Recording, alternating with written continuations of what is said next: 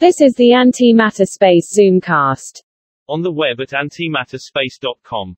This week featuring Ksenia Ozkok. Any thoughts and ideas expressed in this broadcast are those of the speaker personally and may not reflect the opinion of any organization with which they may be associated. Hi, this is Anthony from Antimatter Space, and today we're talking to Ksenia Ozkok. She's a multidisciplinary marketer and currently the Influencer Partnerships Coordinator at SGAC. Hi, Ksenia, how are you? Hi, Anthony. I'm great. Thank you. How are you? Thank you for this invitation to give this interview. I'm absolutely great myself, and it's just fantastic to have you here. Thank you. Why don't you start by telling us a little bit about yourself? Sure. And I will probably start with the time as I was 15 years old and I moved to Switzerland from Kazakhstan to attend a private school at in St. Gallen. So 1 year later, I moved again to Austria to attend another school, which was a school of tourism. So nothing to do with space yet. And these were really great years in my life because this was, first of all, my first experience ever to be within the international students. And we were all in the, pretty small town all together. I was talking to students from all over the world. They were all very international, and I believe this gave me a lot. And this is something that I still say thank you to my parents that they gave me this opportunity to have this experience. And after my, let's say, high school times in Switzerland and then later on in Austria, I moved to Vienna, to the capital of Austria, to attend, of course, university. I studied business, and my specialization was digital marketing. So this is also why I am a marketer right now. And currently, I'm also a founder of a marketing agency, Realist, and we provide our services also within the space industry for different clients, and we work internationally. So as I started to study at the university, I immediately started to work as well. So I think through my whole life, I've been working and studying at the same time. And my first working experience after, the school times, the internships and so on, was at the oil and gas company in communications and marketing. There I spent 3 years. And after that, I changed the company and I applied to Siemens. It was also headquartered in Vienna of Siemens. So it was also communications and marketing. And there I also gained a great experience within the same field. But at some point, after 2 years of experiencing there, I just came home, Anthony, and I just felt like I need to change something. I must change that because working at Siemens, it was wonderful as in terms of work. It was like I had very interesting projects, and but there was something limiting me. I think that Siemens was not enough for my kind of crazy ideas, I would say, in matter of changing world and contributing to the society. And also the environment, the people with whom I've been working, these people were great, but not for me in the sense of, again, bringing me further, looking with me in the same direction. So I I found their great colleagues, and I think colleagues, not the friends, but colleagues, but I didn't find soulmates. You know what I mean? And that day I came home and I thought, okay, I always wanted to go to UN, to United Nations. This has been always my dream. And also I was doing my master classes, and it was international development. So we talked a lot about United Nations, and I knew that this should be good and should be for me because I love to interact with international people, with people from all over the world, with different, observe different perspectives and different views of the people. So I thought this could be for me. So I applied to all the positions, I think, which were available at that time at the United Nations in Vienna head office and headquarter. I applied and nothing came. So only after 3 months, I received an invitation to an interview. And this invitation came from UNUSA. And I didn't even know back then that there is an office for outer space affairs. So I actually was cleaning my emails, and I was deleting emails that were spam. So I was like kind of swiping this email because I didn't understand what's UNUSA, the big like capital letters. And then I'm like, okay, hold on. It's UN, something with UN, and then I opened it and it was an invitation to an interview. And this was actually my way to get into the space industry.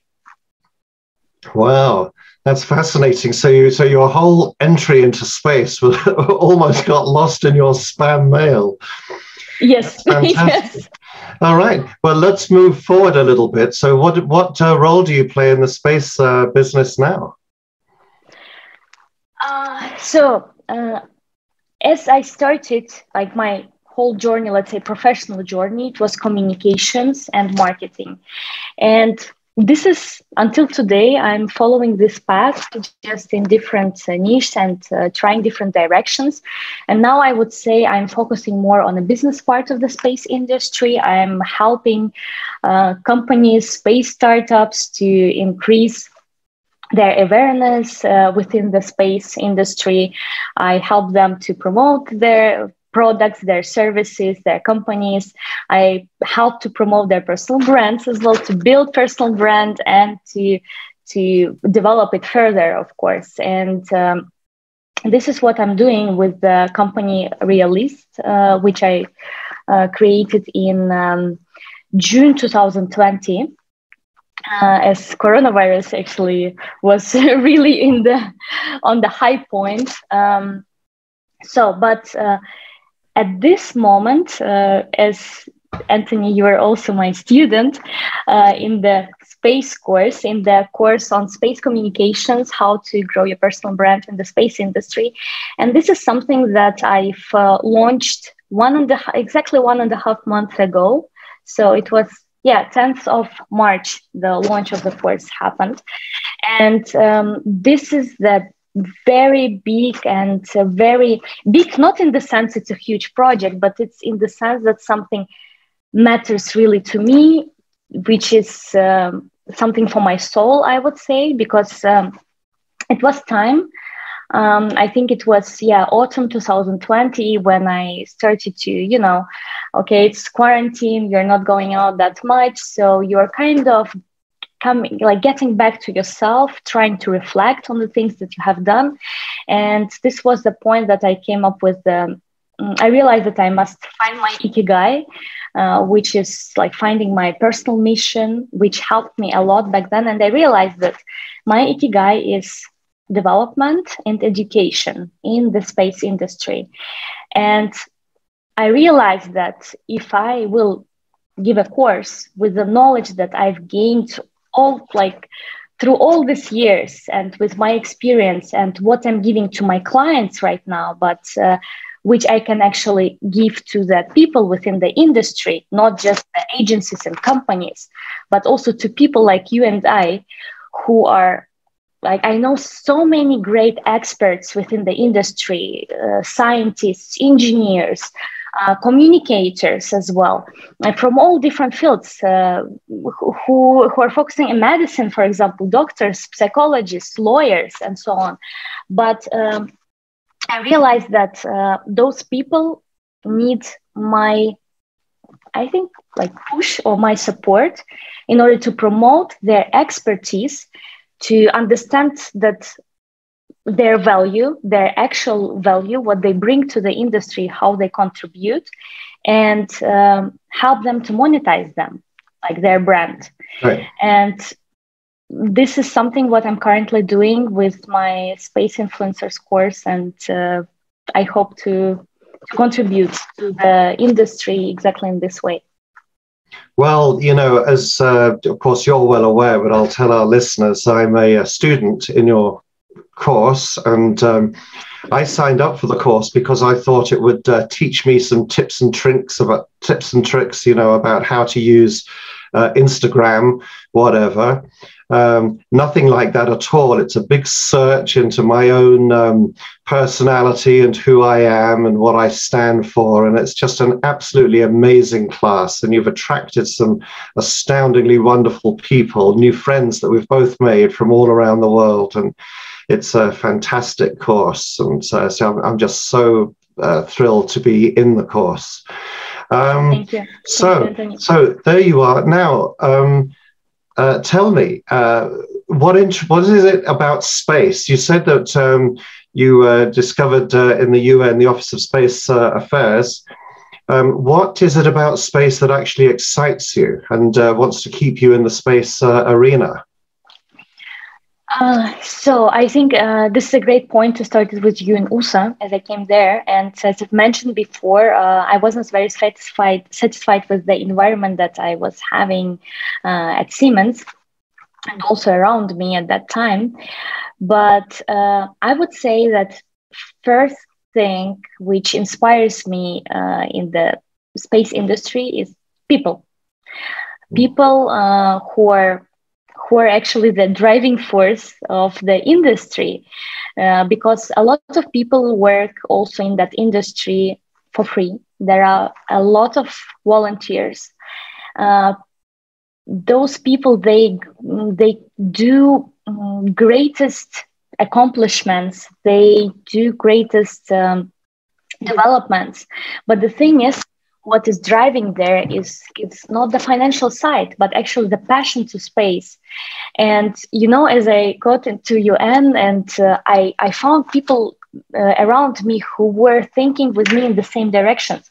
Before, as I was working in my previous jobs, I was thinking I had since my childhood somehow my a bit crazy dreams. I was thinking, okay, this there is no limit for anything, and this is how I was thinking. Even my mom was saying, Ksenia, sometimes you say things that I think, no, Ksenia, this is definitely too much. But then when I reach those things, then my mother says, okay, yeah, that was a good dream. That was a good goal that you set.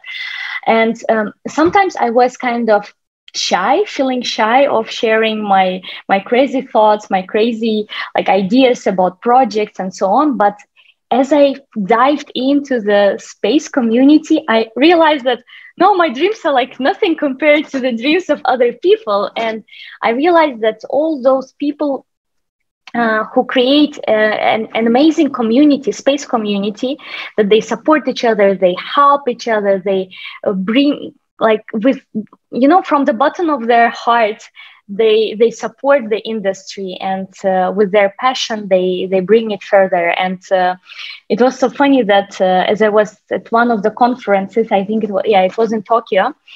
I went there with the Space Beat startup. For that startup, I've been working. I was leading marketing activities for their Moon Mission 2021, and I got introduced to one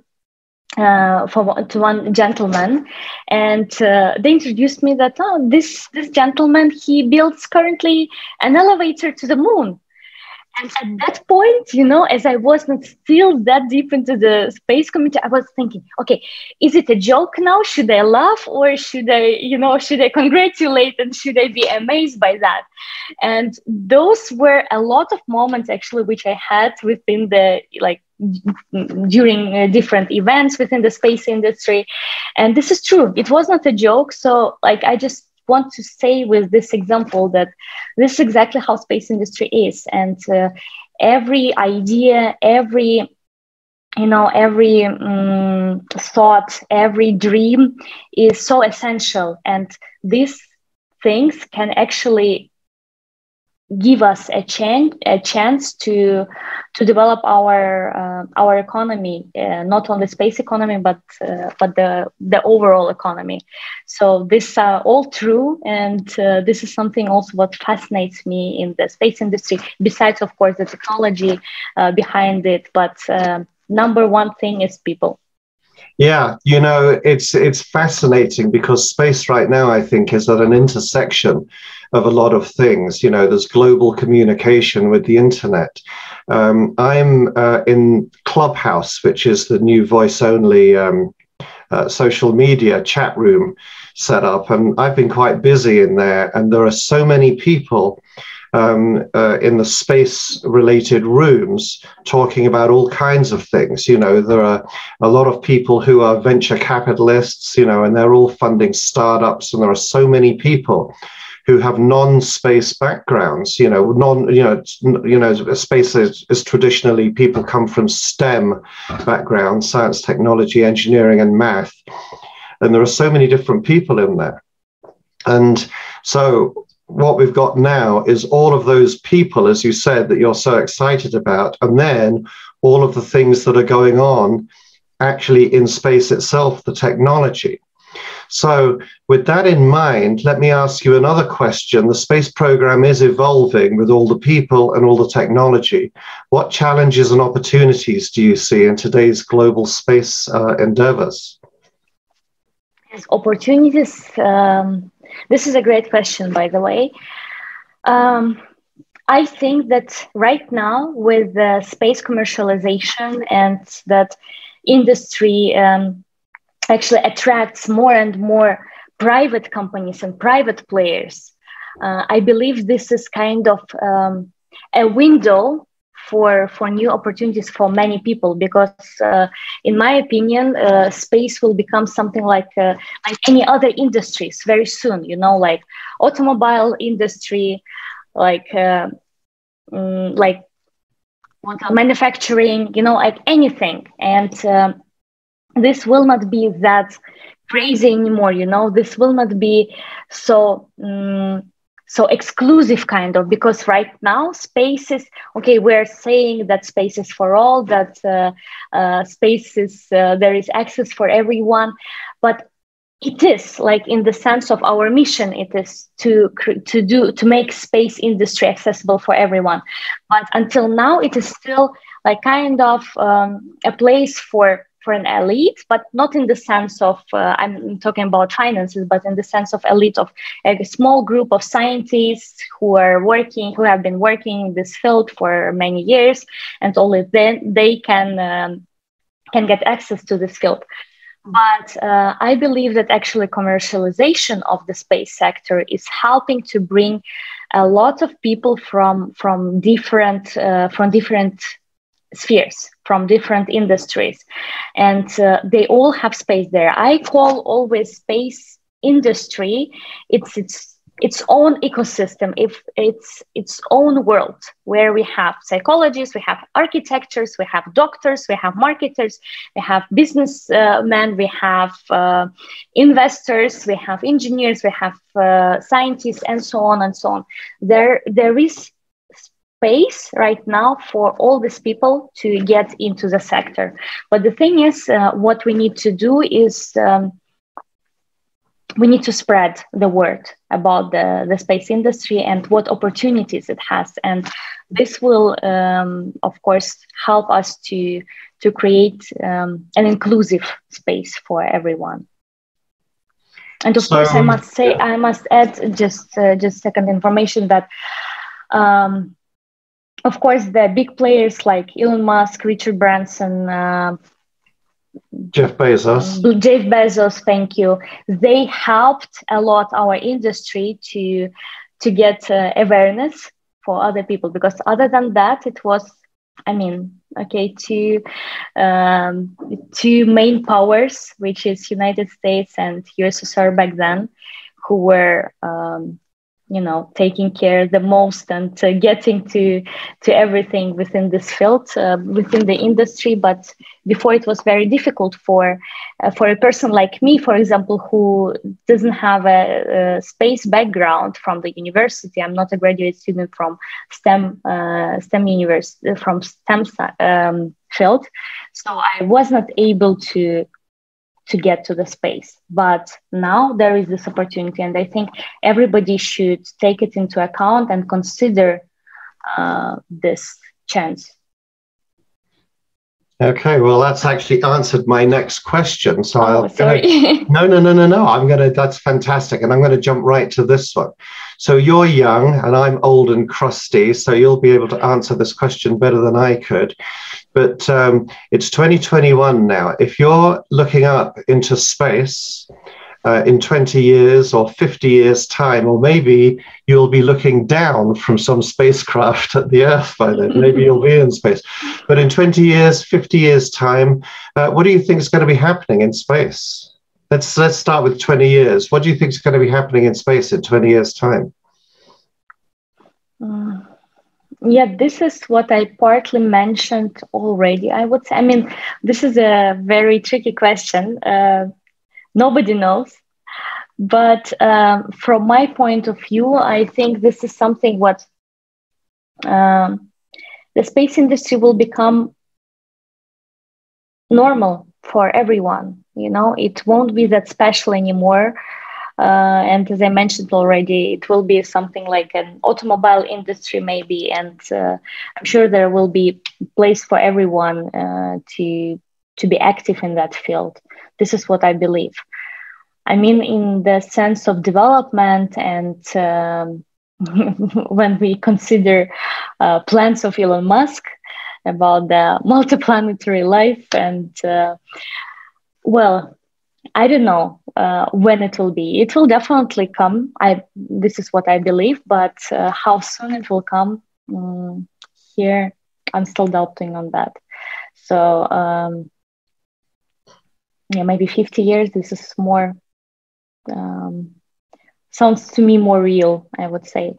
But there are so many things that we still need to finish on Earth in order to develop the life on other planets, and there is still so much time that we need to take for all the research and everything. So I think still. It is still incoming, but yeah, I cannot say any specific date for that. But what I definitely believe is that our community will grow, and this is what we are all trying to do right now. Also within the course, right? Our space community, the space enthusiasts, we are trying to open this world for everyone, and we want to welcome everyone to the space field. So I guess it will be normal soon. Excellent. That's just a wonderful answer. Okay, well, we're getting close to the end of our time here. Do you have any final thoughts or observations for our listeners? What thoughts? We should definitely grow together. We should build communities, and the more we will stick together, the closer we will bring space to the general public. And with this help, we will remove the knowledge gap between the scientists and the public. And this will remove the questions, why do we need space? And why are we going there if we have so many problems on Earth? The question will not exist anymore. This is what I hope. With our help, if we stick together, if we communicate the science, if we communicate the general effect of the space industry to the people. That is absolutely wonderful. Thank you so much. Well, we've been talking to Ksenia Ozkok. She's a marketer and influencer in the burgeoning space business. Ksenia, thanks so much for talking to us today. Thank you so much, Anthony. It was a great pleasure for me to speaking to you and to sharing my thoughts on this. Great, thank you. Any thoughts and ideas expressed in this broadcast are those of the speaker personally and may not reflect the opinion of any organization with which they may be associated. You have been listening to the Antimatter Space Zoomcast on the web at antimatterspace.com.